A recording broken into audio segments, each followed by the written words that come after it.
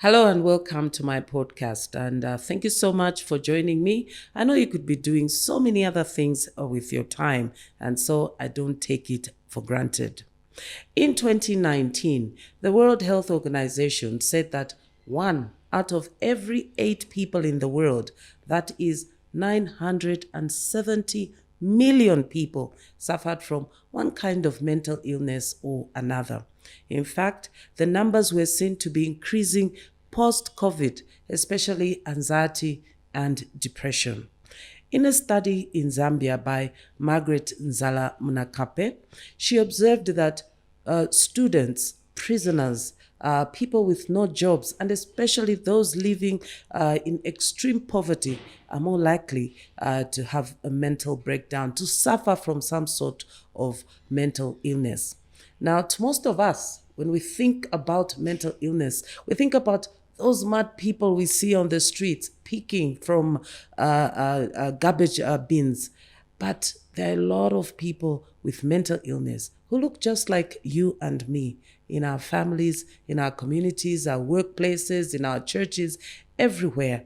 It is a very, very important subject, and I'm very, very glad that my guest today has agreed to share her story with us on some of the challenges she has experienced through her illness. Please let us welcome Candice Rogoff. Thank you for coming to my podcast. Thank you for having me. It is a pleasure, and we are extremely grateful that you agreed to come to discuss such a sensitive topic, which many people are not willing to discuss. So we are really, really grateful. Thank you, Dora. Now, let us just start from the beginning. Tell me about yourself. Where were you born?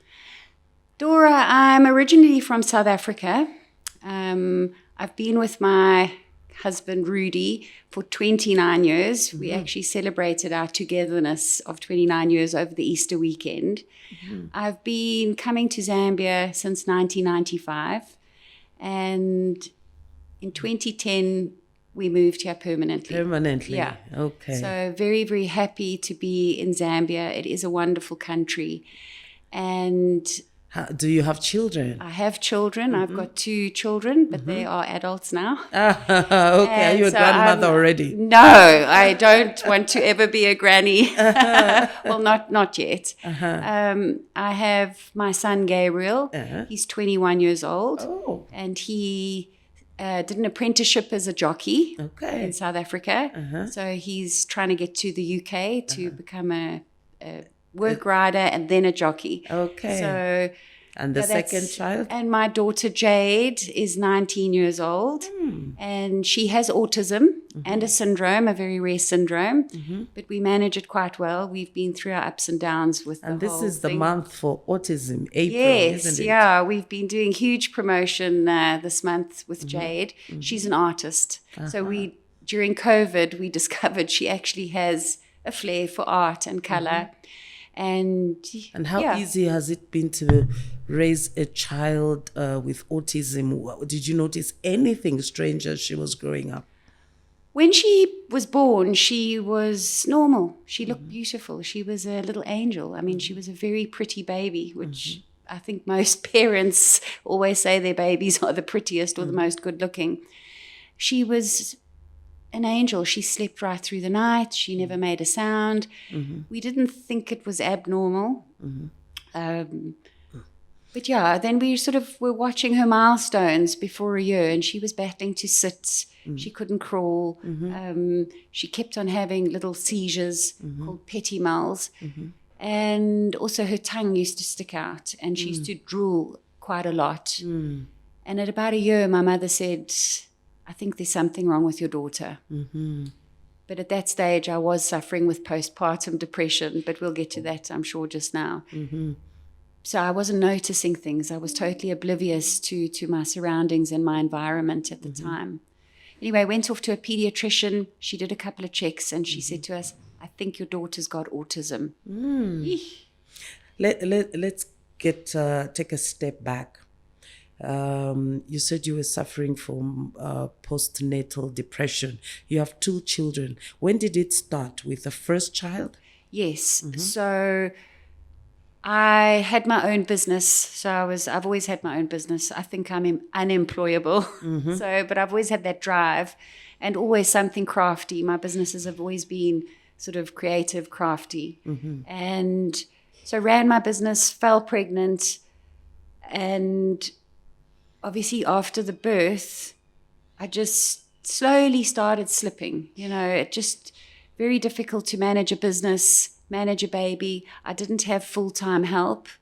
Describe to us, when you said sleeping, what were you, the sleeping. Yeah. You were sleeping. What were you feeling? Well, you feel very blue. Postnatal depression is bluesy. There's no coping. Just generally feeling down. Would you spend the whole day in bed?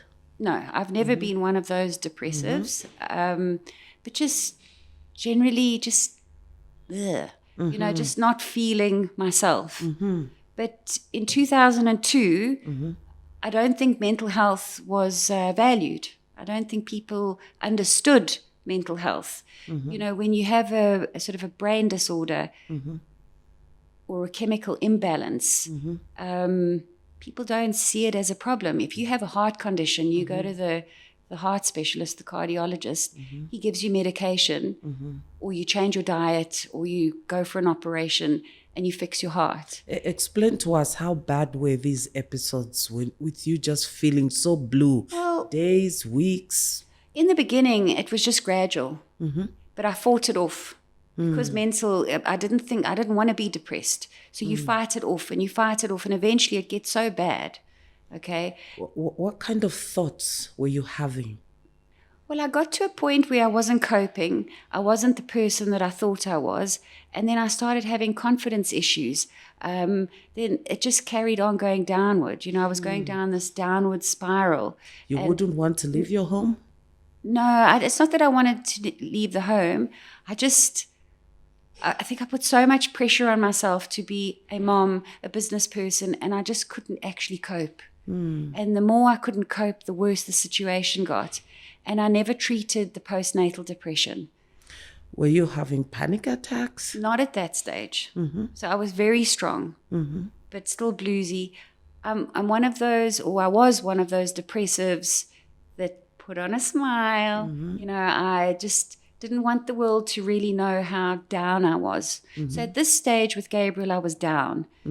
Then Gabriel turned 13 months. He was 13 months old and I fell pregnant with Jade.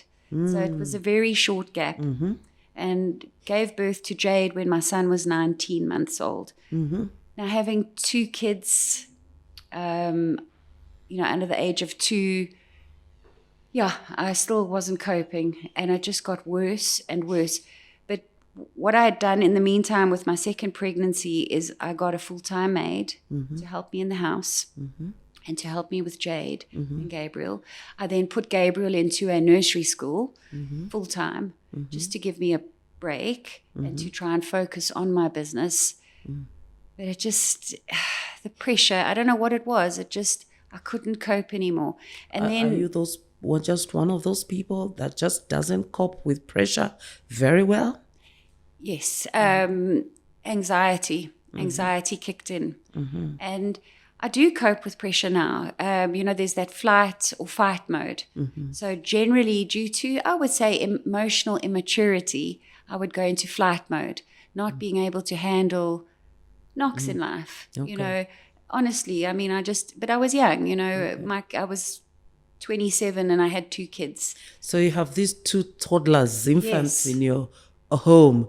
How did you cope then every day to be a mother? What do you remember? Were you shouting more? If they cry, were you just going into hiding? What kind of shape did this feeling blue take for you? I was still a very involved mother, but I did start getting quite aggressive.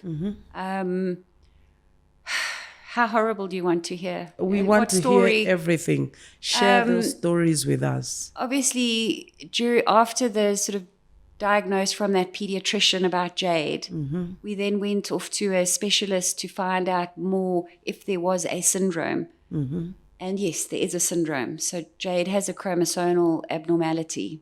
And it just seemed one knock after another knock after another knock. Does it mean it's hereditary from your family? No. No. So we did genetic counseling. Okay. Where they also tested Rudy and myself, and we both came back clear. Okay. It was a glitch at embryo stage. So it just was one of those things. And that made your situation even worse. Even worse. And so we were busy doing this testing, which took about 18 months with Jade. And it was just playing on my mind. And it just, I don't know, all these things coming at me, the business not doing well, and then the confidence again. And then the kids, I was battling, trying to raise them. But I was doing the best I could at the time. Tell us some of your worst moments and what you did. I couldn't cope with my son. He was just very difficult because he needed my attention at the time. And I couldn't give it to him. He was just coming up to 3 and he really needed mommy. You were going to hiding away from the child? No, not hiding. I was very aggressive. I would smack. The one day I did, I throttled him. And my dad, who was living with me at the time, had to pull me off my 2.5-year-old child. So it would get you very angry. Very angry. And then I remember just before I had my first nervous breakdown, my daughter, and it was before her actual syndrome diagnosis, I was so angry with her. It's flooding. I picked her up by her hair and I threw her across the room. You threw your baby across the room. She was about 18 months old. It was a very, and when I did that, I phoned my husband at work and I said, "You have to come home. I've done this." And I couldn't talk for about 3 days.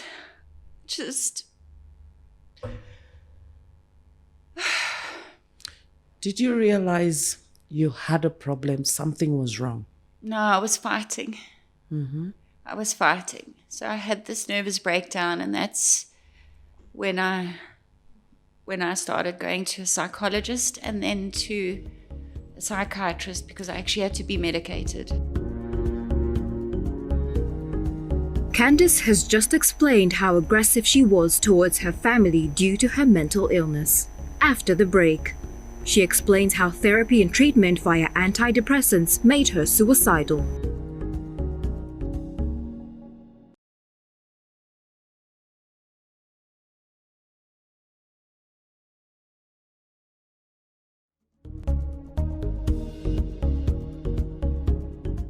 Did family tell you needed to get help?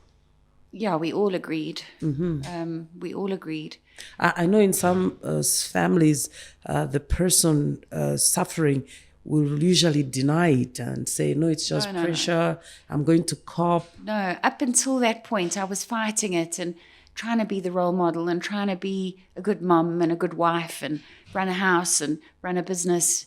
But eventually, when I picked Jade up by her hair, I realized I need help. And yes, I went I went to a psychiatrist. He put me on a very strong antidepressant. Did you find a psychiatrist easily to see? Was it here in Zambia or it was in South Africa? So we were still in South Africa. So this was around 2006, 2007. And I... Anyway, went to him, a very weird, the psychiatrists are not very normal. They're quite introvert doctors. And psychologists you can talk to, but psychiatrists need the facts. And then they sort of medicate you from there and sort of guide you from there. So were you seeing both a psychologist for therapy, for speaking, as well as a psychiatrist for treatment? Not really, no. I just went straight to medication. I did have a few sessions of psychology, speaking to a counselor. And then when she advised me to go for medication, I then sort of decided stupidly not to go for the counselling. And I should have actually gone for the counselling. Was it just for you or for your whole family? What, the counselling? Yeah, for me, and to cope, to try and give me coping mechanisms with the family. So I can't remember why I didn't carry on with the counselling. I think it was a financial thing. Our medical aid wouldn't pay for everything. So yeah, you just had to make a decision. And meds, it was either meds or psychology, but we couldn't do both. Let's go back again a little bit. While you were going through these episodes, the World Health Organization says the two most mental disorders are anxiety and depression. What about your friends? Were you speaking to them? Did they know? Were you hiding? Did you feel as if this is a big stigma for me? I need to hide it from friends? They knew I was not myself. And at the time, I didn't quite disclose my real situation and how bad it was. But after the Jade episode, when I abused her, I let everyone know. I wasn't afraid. But yeah, at the time, people didn't quite understand depression. I mean, one family member, and I love her dearly, my dearest cousin, she said she's a very strong individual and nothing gets her down. And she's amazing like that. And she kept on saying, come on, man, snap out of it. You can do it, And it's that is possibly... Women have been having children forever. Yes, Get and out you're of not it. the only one. And come on, man, you're strong. You can do it. But when you are in that, it's a chemical imbalance. So I have an error in the brain with the imbalance. And it's the worst thing to hear. Come on, snap out of it. It's just, it's the worst thing to hear. You said when you threw your baby across the room, that was the lowest, and you called your husband.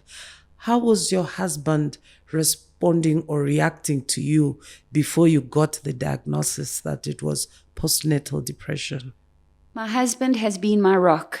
He's accepted me. He supported me. And I mean, he was also battling, but he was the provider, and he couldn't really give up or go into it. I'm sure he went into his own world of depression, but men are different. They do tend to box things up and, I don't know, sort of just work through it on their own. I'm not saying they don't get depressed like women, but he handled it much better than I did.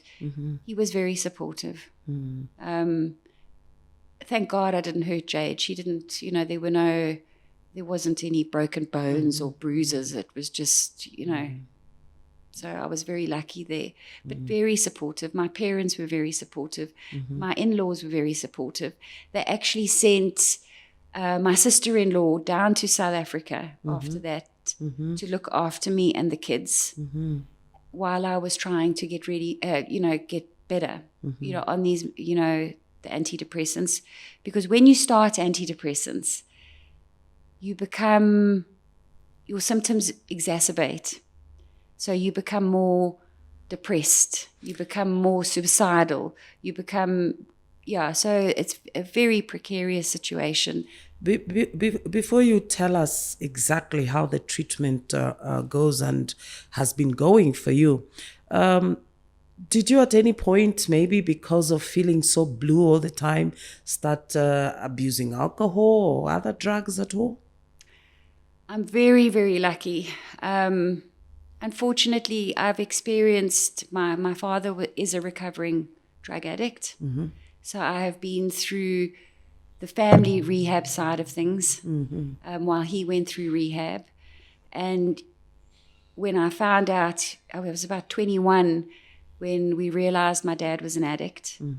and I stopped all alcohol, and I just became a teetotaler. Okay, so by And I 27, made when you're having the 27 children, you were not drinking No, any I've alcohol. never ever relied on any drugs or alcohol to. That's why I felt so much pain. Mm-hmm. You know, I never had anything to numb. My only vice now is smoking cigarettes, which I actually have to give up. I mean, it's I've got to make that decision.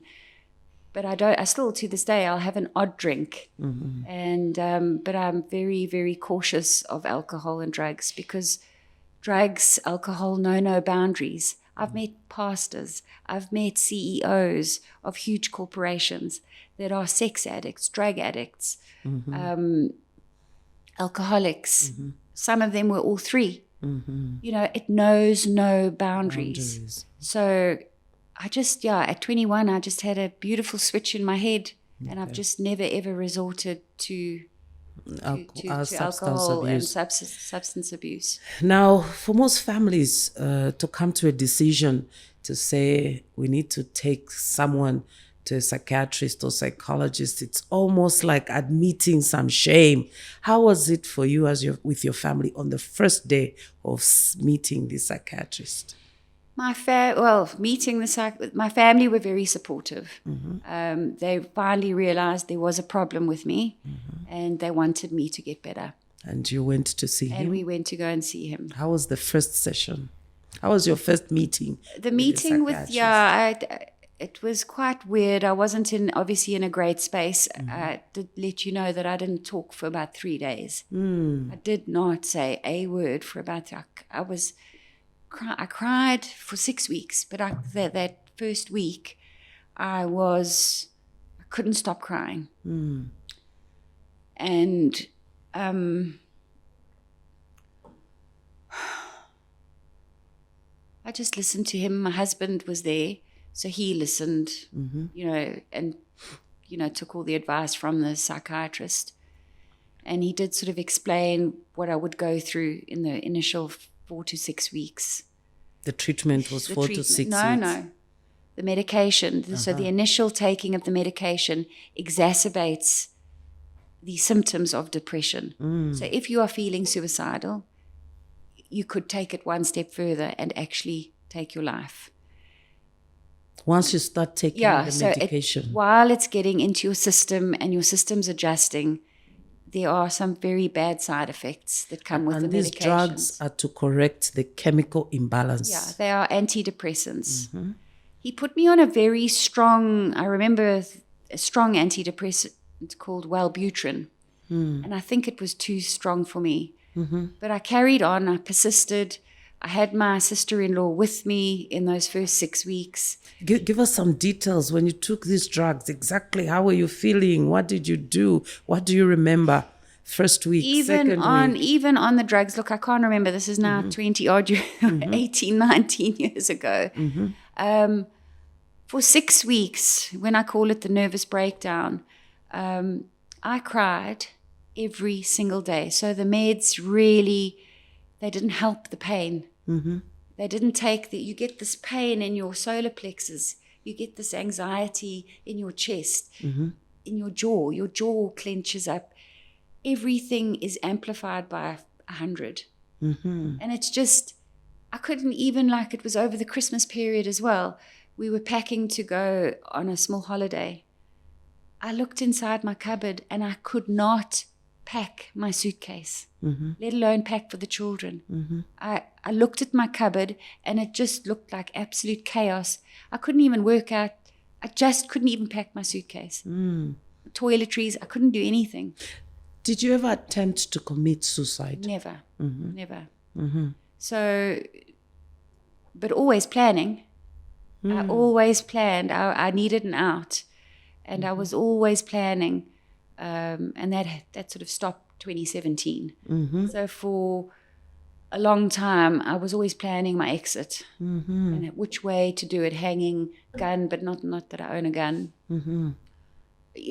Pills, overdose, or drive. A lot of my things were to drive into another truck, preferably a truck. It was one of my thinking about how you would kill yourself. how I would just drive into a I truck. would just drive over the road and into a truck, and that's one of my, my bigger plans. That was, but it was always thought, and then that thought consumed me. Now to have consuming thoughts of suicide, and when you cannot look anywhere, do anything, and it's just consuming, it's debilitating. So you can't actually function in society. At That's the end how of I the felt. 6 weeks treatment, what happened? You continue, but I realized that the drugs were too strong. So we went back to the psychiatrist after the Christmas break, and he put me onto a milder antidepressant. And it was a lot. It seemed to calm down, and I seemed to stabilize. But then I got to a point where I was getting better, and feeling stronger in myself. And I can come off the meds. So they call it self-medicating. So instead of going back to the psych, I just decided, okay, they told me, be very careful. You can't just come off these kind of medicines. You have to titrate, which means weaning off gradually. But I sort of weaned off in like 3 days. And it's actually a couple of weeks process to wean off antidepressants and anti-anxiety medication. And what happened to you after that? Well, I basically, so cold turkey is you stop immediately. But I did mild cold turkey, so 3 days. Your body goes into withdrawal. And then, but you go with the antidepressant, so the body goes into withdrawal more with the anti-anxiety. It's terrible. You get the DTs, you get the shakes, you feel like you're having a heart attack, you sweat. Those are benzopines. I think that's the correct word. So you've got to be very careful with anti-anxiety medication. The antidepressants, you sort of come off cold turkey. You sort of maintain it normal, so you're not down in the low. You maintain it normal, and then you just gradually, and you don't even see it. You just gradually go back into the hole. Into relapsing. Okay. So depression, and my depression is a wave. Okay? So now you're coming back to normal, then you're slipping down, and then you are going up into mania. Tell me, as you sit in front of me right now and our audience, how are you? How are you coping now? I am in the most fantastic space. I'm 47 years old. I've been through a lot of suffering. I'm going to call it suffering. And a lot of pain. I've had wonderful moments, but today I sit here and I am a strong individual. You've learned how to cope. I've learned how to cope. I'm now in fight mode. I don't go into flight. I deal with things that come. If they come, I deal with them. And you've been on medication for how many years? I went after my self-medicating for many years. I went back to my psychiatrist here in Zambia. So And you I did begged find him- some help I did. in When Zambia. I moved back to Zambia in 2010, by 2011 I'd found a psychiatrist here. And I've been with him ever since, so 2011 to today. to date. Him and my husband decided until I was ready to be treated properly, he wasn't allowed to treat me. And I had to basically hit rock bottom Again. But then at that point, 2017, I went back to my psych and I said to him, there's got to be another way. Because what actually happened, sorry, let me just backtrack a bit. Antidepressants sent me into mania. Okay, so antidepressants are meant to take you out of that low and get you to normal. But what was happening with me on antidepressants is I was shooting up into mania. So what does that mean, into mania? So mania is a different kettle of fish. I became a powerhouse. This is what I felt. But you do achieve. Okay, so if you're a go-getter, and I am a go-getter, I'm a business owner, I could multitask, but like 10 things at a time. I couldn't You became sleep. a busybody. I was a Couldn't sleep. busybody. I thought I was confident, but I was actually arrogant and bitchy and horrible. And being just difficult to live with at Difficult home. and just not accepting anything but the best and spending. I thought money grew on trees and just not that I've been an ostentatious person, but just spending unnecessarily. I just felt like nobody could knock me down. Okay. And just very aggressive and belligerent and And then this psychiatrist in Zambia now, you are happy. I've been with him. I haven't really felt the need to change because in 2017, when I went back with my tail between my legs and I'd realized that I'm seriously Ill. a problem to myself Ill. because of the self-medicating, and I am ill, or I was ill. He decided to change from antidepressants to a mood stabilizer. And I don't say this works for everybody, but he put me on this mood stabilizer, and once again, it takes 4 to 6 weeks to work and start working in your body. And I remember phoning him and saying, "Oh, doc, it's not working. I feel terrible." He says, "Candy, it's only been 2 weeks." Then I'd phone him third week, "Doc," and it was the suicide thoughts. That was what was really getting me down, was these. And I didn't ever feel like I would do it, but it was consuming. My head was going to explode. There's a study somewhere that at least 54% of young people, I think in America, actually think about killing themselves, and 34% actually plan to do it, and 13% even attempt to do it. So you're quite in a frightening space. Yeah, no, it was not good. You did mention to us, maybe as we come to an end, that you have a child who's autistic. What motivation has that given you? Yourself recognizing that you have mental illness, and then you have this child who's autistic. What kind of motivation has it given you to do work around these issues? Well, I've never been afraid to talk about depression, bipolar, and autism. And I would say in the last 2 years, I've really sort of woken up to the fact that there's not enough exposure about it. People need to talk about it, especially autism, especially in Zambia, where people find that the general public do find it's witchcraft, and I want people to know that I've been through this. She's matured. As she's got older, she's got more manageable. And I want people to know that there is support out there. Do you worry for her that she could actually, maybe once she has a child, also suffer from postnatal depression like you? Which can become quite a lifetime. Jade's condition is life. So she will need assisted living for the rest of her life. So what my husband and I need to do is look at putting into an assisted living program, which is a home, but I cannot do that right now. Although I need a break from Jade quite often, I can't put her away. I just can't do it. But she will need, if Rudy and I die tomorrow, my son has to obviously step in and take over, but it's not also fair on him. So we do need to actually come up with a plan. That is the one thing that I haven't tackled. We talk about it, but we sort of avoid it. We're in denial, but we actually do need to tackle it. Has that family challenge, living with a child who has a condition, even made your mental health situation worse? Do you think you'd have probably coped better if you didn't have a child who also had a condition? Yeah, no, it made it worse. Every challenge that came made my depression worse. They were almost like triggers. My biggest trigger is the fear of not having money.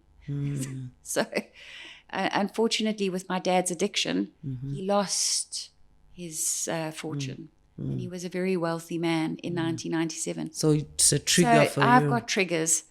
But I've coping with them. I've accepted those triggers. Or I've accepted what happened. I can't control it. May is Mental Health Month.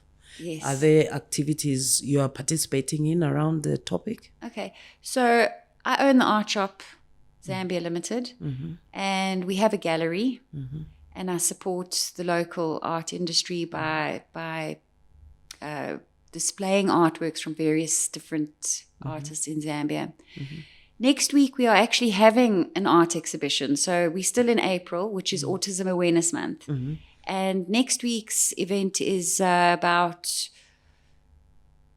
featuring 5 disabled artists.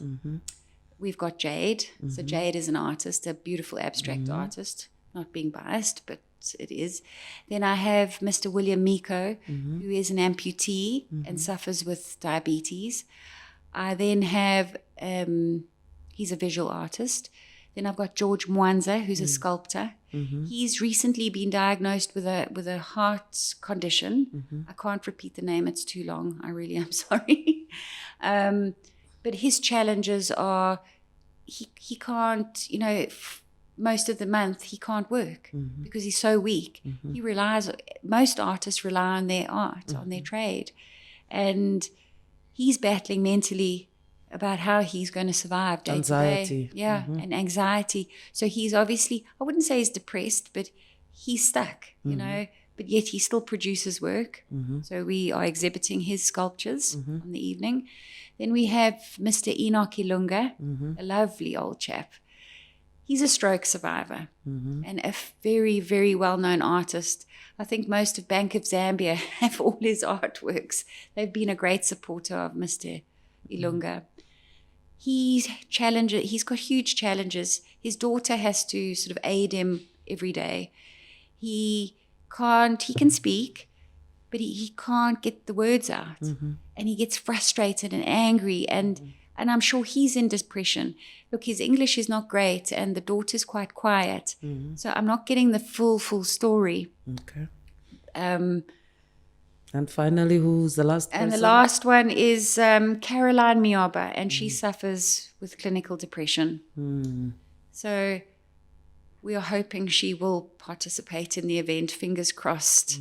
She is battling. She is in a bad phase at the moment, but we just got fingers crossed. I don't want to pressurize her, but I think, we'll just wait and see. She's got until Saturday, so we're holding fingers. So that's, the exhibition's called The Fault in Our Stars. The Fault in Our Stars. Yeah. So it is from a movie title, and none of us anticipated having any of these faults in our lives. I didn't anticipate having a daughter with a syndrome and on the autistic spectrum. Mr. Miko didn't expect in his lifetime to have a leg amputated. George, the heart condition, he never realized. So all of you have been dealt the hand you've been and I'm dealt the with. sort of curator, owner of the art shop and the gallery.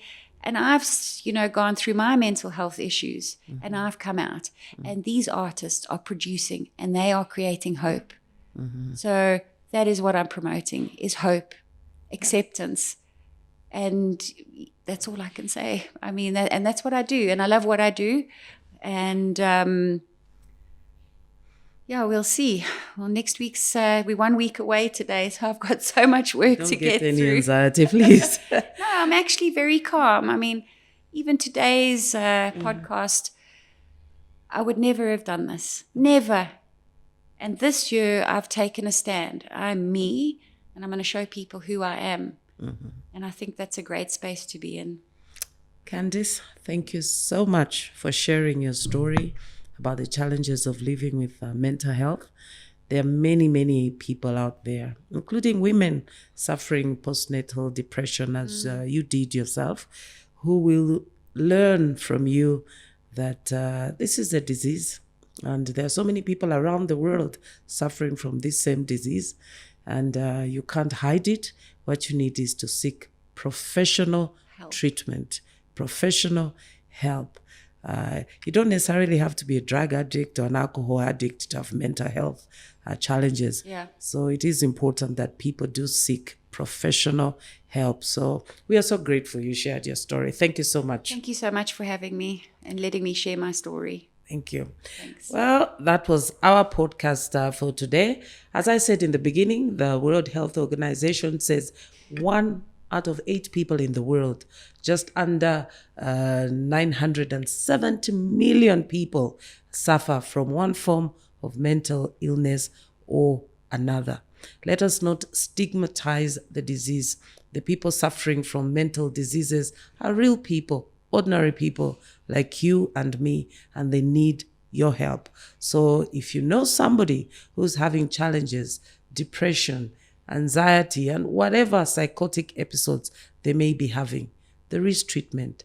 Go and see a psychologist or a psychiatrist so that they can get the professional help that they need. Until next Sunday, I'm very, very happy that you joined us on this conversation today. Thank you.